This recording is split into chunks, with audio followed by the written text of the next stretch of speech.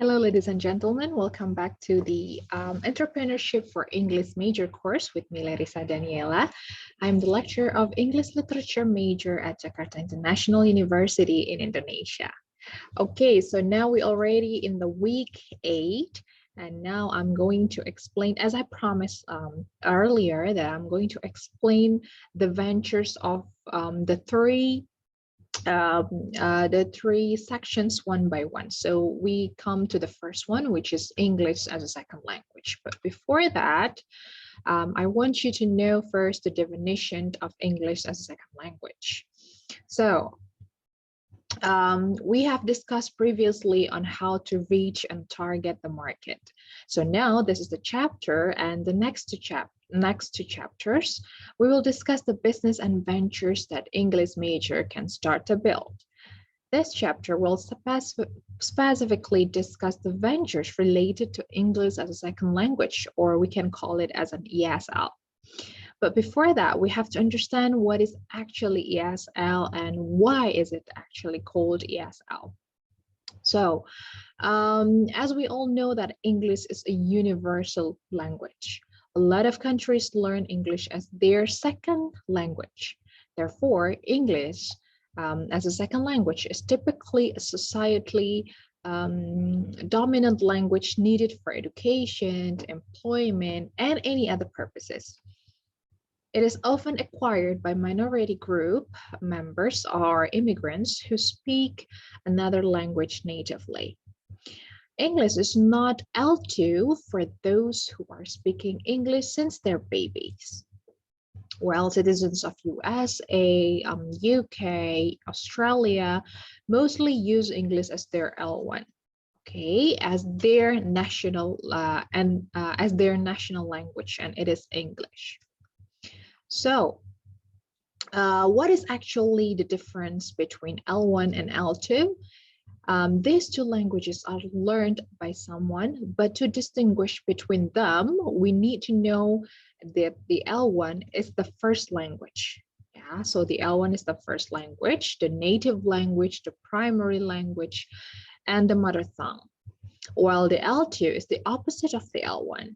For Indonesian people, for example, English is our L2 because Indonesian speaks Indonesian first the most. Yeah, most of the time they speak English as their mother tongue. Their L2 is the second language that we learned after the L1. Parents from different cultures and countries mostly taught the L1 and L2 to their kids at the same time or simultaneously. Okay, so I think it's clear enough about the differences between L1 and L2. So now here we go to the businesses that are related to the ESL. You can even start this 5, yeah, even though you are still a student, an active student. Okay, so there will be 5. The first one is conducting English private course. The second is build an online platform to study English for various levels. The third is creating an English proficiency prediction test, and it could be the online-based one, for example, like for TOEIC or TOEFL. And the fourth is make an intensive preparation course for the English proficiency test itself, like TOEIC and TOEFL. And lastly is be a certified proofreader or translator, and you can build a translating venture if you've got that certification. Okay, so we will discuss them one by one in the next slides. So the first one is conducting an English private course. English private course is a one-on-one teaching, one-on-one teaching style where the teacher only teaches one student, or sometimes it could be in a limited number of groups as well. English private course allows the students to select topics according to their needs and levels. For example, sophomore students of the university can offer a grammar and tenses course which could be the best option for senior high school students. Of course, it is necessary to prepare the syllabus before teaching. So later I will show you the sample of the English private course. Yeah, or you can see it directly yourself from the lecture notes that I will attach later. Okay. So the second one is the second venture or the second business is that English major students can also open an English private course business for their beginner level up to the upper advanced one. After graduating as an English major, students can create an online platform such as EF, or we call it English First, as you are now looking at on the screen. So EF is one of the best English course companies in Indonesia. In Indonesia itself, English has been taught since elementary schools, even kindergarten. Opening an online platform of studying English will greatly help the education, the national education. So English First, or EF, this company opens various courses with flexible hours. The company offers both online and offline courses. As an English major, we can open our own tutoring platform and sample previous English course companies as our guide. Okay, I'll show you later about this website. All right, so here is the third. Oh, sorry. Okay, so yep. So the online platform should have made the English placement test so that the prospective students who take the English course can be classified according to their English language skills. Another way is to classify the class by the students' ages. It's also possible to be done. Let's take a look at the link to know more the details about the online platform, and I'll show you how they classify the placement category from this link. And you can probably copy this kind of method for your own business venture later. Okay, I'll stop sharing this and I'll share you. Oh, wait a minute. Yeah, this one. Wait, start sharing. Okay, this one. Yes, so here, I hope you can see the screen for now. So here is the website of the EF. They classify the classes according to the ages, like 3 to 6, 7 to 9, 10 to 14, 15 to 18. And they also offer, create another website, which is called the EF, English Centers for the Adults, with different levels, starting from the beginner, elementary, intermediate, upper intermediate, advanced, and upper advanced. Let's take a look at the beginner part. Something that you can click here. And then, yeah, here is the level of beginner, level 1 to 3, let's say. And yeah, you can see how their syllabus here, like greetings and introduction, and then jobs and companies, this kind of thing. So this is definitely a good example of websites that you can copy for your own venture later. Oh, I forgot one thing. I also want to show you the syllabus. Yeah. So in the first venture, as I said earlier, that you can actually open a English private course, yeah, as your starting point. I did this actually when I was a university student, so this is definitely a very common business that English major students can do. So teaching English privately, yeah, for lower levels than you actually, of course. Okay, so you can prepare the syllabus, and here is the example of the syllabus. If you want to teach them like grammars, yeah, the simple grammars and tenses, so you can set up like 16 meetings for this. It could be once a week or twice a week. It's all up to you, and it could be arranged based on the needs of your students. Okay, I will attach this later in the lecture notes so you can take a look at this in more detail. Okay, let's get back to the PowerPoint. Okay. All right. So this one. So here is the third venture related to the ESL. So after okay, so English proficiency, creating English proficiency prediction test, and it could be in online based. Yeah. So here, English proficiency prediction tests such as TOEFL or TOEIC is needed by a lot of people for several purposes, such as to get a picture or to get a what is it? Yeah, to get a prediction before they get the real TOEFL or TOEIC test. They usually need this also to apply for an internship program or to apply for a job. And it also nowadays it becomes a graduation requirements in the university. It is also definitely needed for your scholarship purpose. So as technology grows very fast, we can create this English proficiency prediction test in an online based. Okay, there are several things you can do before you start in this business. So the first one is making the website and application for the online test itself. You have to prepare a good website, a very attractive and user-friendly, of course, and the application itself. The second one, you have to prepare the bank of the test questions. Yeah, it should be a lot so that you can use it randomly later for many different kinds, for different times and for many different people, yeah, who register for this prediction test.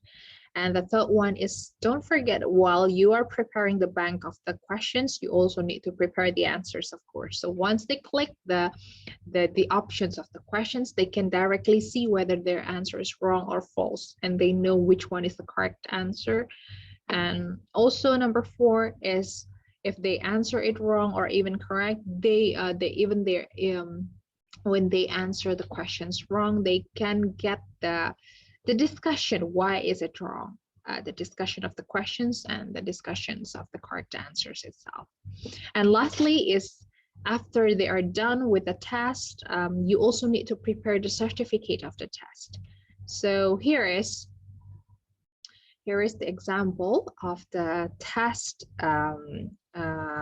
certificate, the TOEFL test certificate. Yeah. Yeah, this is the example of my own institution, Jakarta International University. So make sure your online English proficiency prediction test provides the certificate automatically right after the participant finished their test. The most common minimum score for the TOEFL is 500. By providing the certificate, your participant will be able to know their weaknesses and strengths in certain points so that they can develop and enhance their ability before taking the real TOEFL test by taking this prediction test. As you may see in the certificate sample, the participant named Bobby has the weakness in reading and strength in listening. He needs to reach 27 scores left to accomplish 500. So it is still 473, right? Okay. So the fourth venture is about the fourth venture about the ESL is making an intensive preparation course for the English proficiency test itself. Yeah, like TOEIC or TOEFL. In order to start this business, we need to prepare several things. Let us start from the first one. It's about preparing the book reference. Yeah.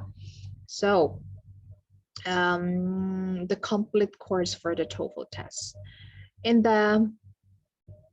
This book is entitled Complete Course for the TOEFL test. It has a complete skills to answer the structure, written expressions, reading, and listening. And in the last chapter, the book has several TOEFL tests with the answers and also the explanations. Do I need to open the link? Let's see whether I can open this. or you can probably open it yourself later. Yeah, I'll give you the correct link and in the teaching in the lecture session, in the lecture notes. Okay, so the second one is that you need to teach the skills of the TOEFL and the TOEIC itself during the intensive preparation course. As we know that the TOEFL test, in the TOEFL test, there will be 50 questions of reading, 50 questions and 40 structure and written expressions, reading, listening, grammar, tenses, and writing is the main key that our course have to offer to the students. So you have to teach this this five skills during the intensive preparation course. Okay, the next one is that we have to offer some tips and tricks, yeah, to have high TOEFL score to engage the students' knowledge in answering the TOEFL test itself. Here are some tips and tricks that we can apply and we can share to our students. The first one is improving your computer skill, because this is a computer-based test.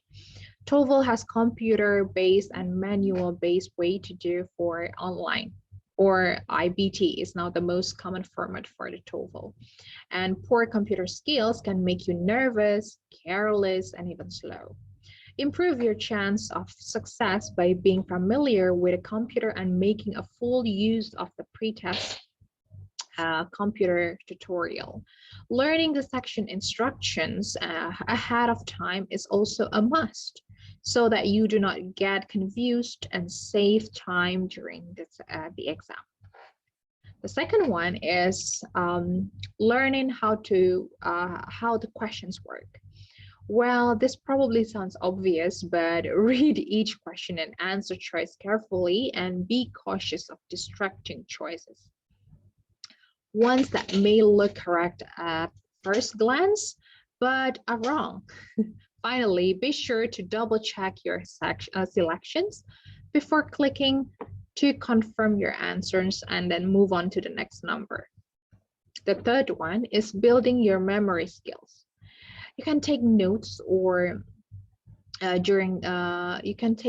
during the listening sections, but it is still important to practice listening to longer conversations and remembering the key details.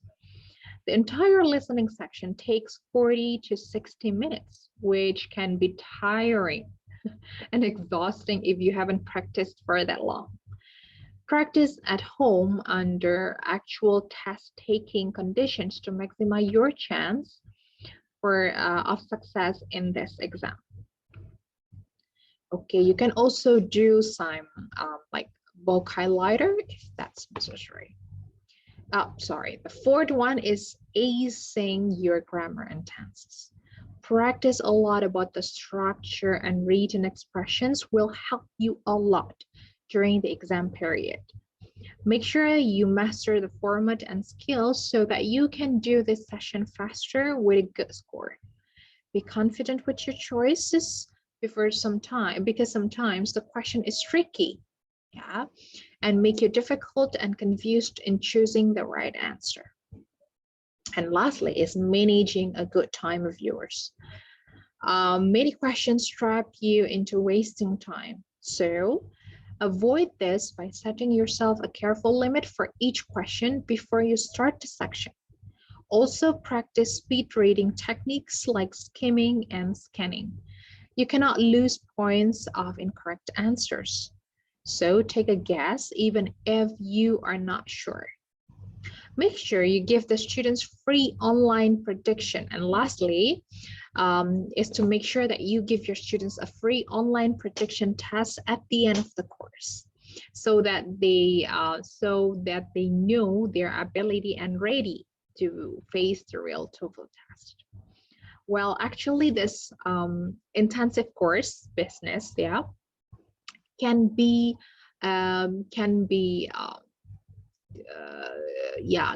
run together with the real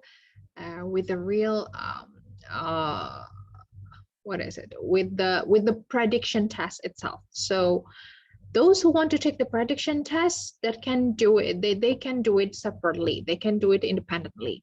But once they get the result and think that that is too low and they want to, I think I need some kind of intensive preparation preparation course, then you can offer this program, this intensive preparation course. So actually this these two ventures can be combined all one together.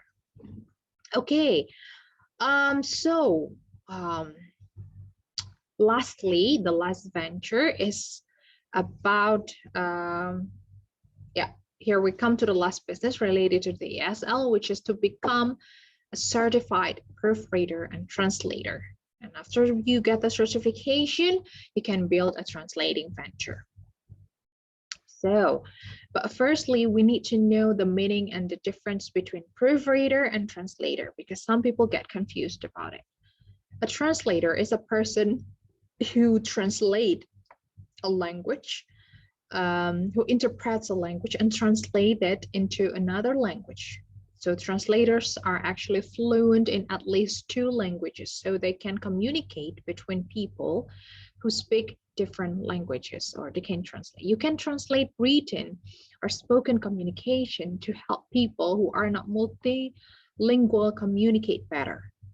While a proofreader checks the spelling, punctuations, and grammar of a document, reviewing the syntax and ensuring that there are no unintended mistakes that were overlooked or unnoticed during the editing process. Well, actually, there are so many proofreading and translating applications, free websites or free applications for the proofreading and translating. We can even use Google Translate, but again, still machine cannot replace humans. They cannot translate perfectly, or sometimes they do not know the context of the documents that being translated. So they these websites or this applications usually just do a literal translation. So the function of the proofreader and the translator itself is to find the proper language, the proper grammar or tenses that needs to be translated. So here are some skills that are needed to be a certified proofreader or even certified translator. The first one is language knowledge. Okay, the ability to speak and write fluently in at least 2 languages is the top skill of a translator. Some languages are in higher demand. The second one is cultural knowledge. Because of a translator ultimately communicates ideas from one language to another, communication skills are essentials for translators and proofreaders. The fourth one is writing. Along with verbal communication, translators and proofreaders must also be able to communicate in writing, especially if they are translating a piece of written between languages. There are several components to writing skills. The first is grammar. Understanding the grammar rules of different languages can assist you in translating languages correctly. The second one is punctuation. Because languages use punctuation differently, translators should be familiar with both the source and the translated language's punctuation. And lastly is the writing styles, including descriptive, persuasive, narrative, argumentative text. It is just as important to translate the style of a written piece as it is to translate the language. Okay, number 5 is the reading comprehension. Strong reading comprehension skills in multiple languages can naturally improve translators' written and verbal communication skills. It is important to note that reading text and comprehending it are 2 distinct skills. Translators can improve their comprehension skills over time, but it is critical that they have a thorough understanding of the text they are translating in order to communicate the meaning. Lastly is the Oh, sorry, the attention to detail, second to the last point. This ability aids in accuracy, which is essential for effective translations. Small errors can have major ramifications in a translation. So, translators must maintain a consistent level of attention to detail. Lastly is the creativity. Linguistic differences in idioms, slang, and even dialects can be difficult for translators and proofreaders to deal with. Creativity can assist translators in avoiding literal translations that do not convey the intended meaning. For example, if a German speaker uses an idiomatic saying in a business document for a Mandarin speaker, the translator can use their imagination to find a Mandarin saying that means the same thing or translate the idiom's meaning. Okay, so just for your information that there are two techniques in proofreading or in translating. The first one is to translate the source language to the target language and the target language to the source language. Okay. All right. So the source language is a language which is to be translated into another language. For example, a native Indonesian translator translates Indonesian to the English. So Indonesian is the source language, while the English is the target language. Okay, and on the other side, English language, target language is a language into which another language is to be translated. For example, a native Indonesian translator translates English into Indonesian, which means English is the target language and the Indonesian is the source language. Okay, so the following are the 6 types of translational documents that that mostly being translated or proofreaded.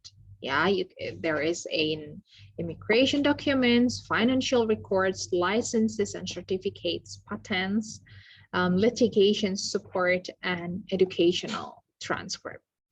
I can show you the detailed information about the 6 documents in the lecture notes. All right, ladies and gentlemen, so that would be all for this chapter. Thank you very much for your attention. And should you have any questions, please do not hesitate to contact me through my email. Goodbye and see you in the next chapter. Bye.